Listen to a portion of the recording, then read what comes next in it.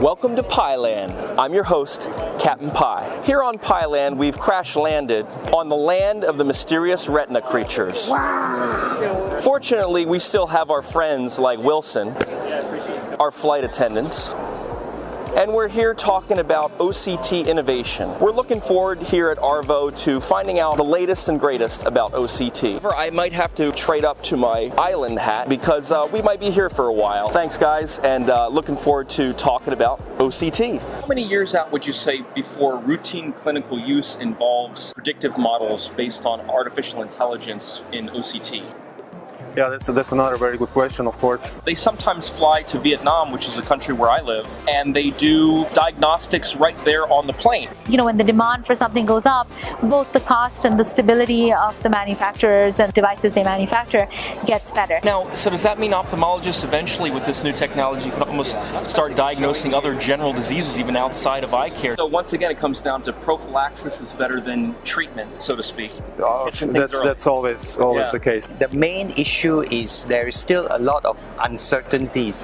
It's true what they say, and that is the eye is the window to your soul. It takes a long time to enroll the number of patients that you need to enroll to get meaningful results. You know, that's a condition I haven't heard of for a long time, but sickle cell anemia, that's something very interesting. Die, retina monster, die! Die first! I got your head off. Oh, yeah, I win. And it sounded like you could use it to kind of predict disease. Well, the answer is yes. Okay. What we think we are seeing may not be what it is showing. Why look at the surface 10 layers when I can look at the surface 10 layers plus the other 3 or 4 layers after that? See, that's the beauty of the swept source technology. You know, when artificial intelligence combines with OCT, currently, today, you can predict with some accuracy who is going to have disease.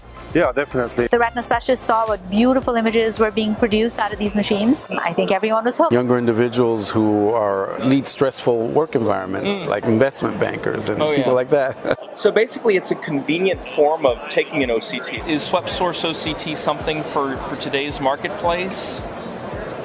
You don't need to prick your patients, you don't need to inject dye into them. So we do less and less of fluorescein angiography and ICG angiography. We still need them in certain circumstances. So I think Wilson's a little lonely here. He wants to play.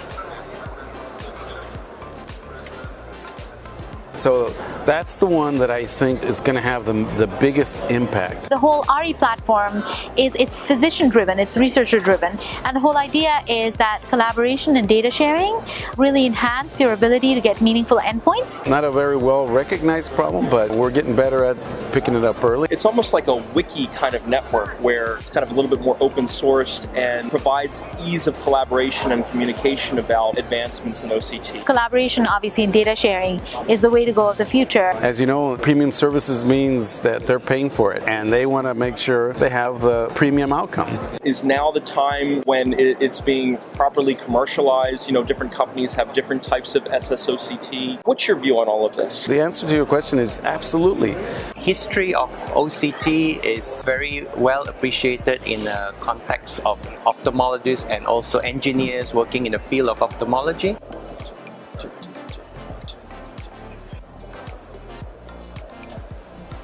I think swept source is fantastic as a research tool. I think it's taught us many things. Now we can look through all the retina and into the underlying tissues, into the choroid. So that's the real excitement. There's a sort of a 360-degree effect going on. You're able to image around opacities. You're able to image more densely over the same amount of time. You're able to image wider fields of view. You're able to get all the way down into the choriocapillaris. Become aware of disease progression at an early state. We got somewhat excited when we went to 6x6, a little bit more thrilled when we went up to 9x9. Then 12x12 came. You know, perhaps this is a prototype for the future. What is the OCT history like, and how far does it go back?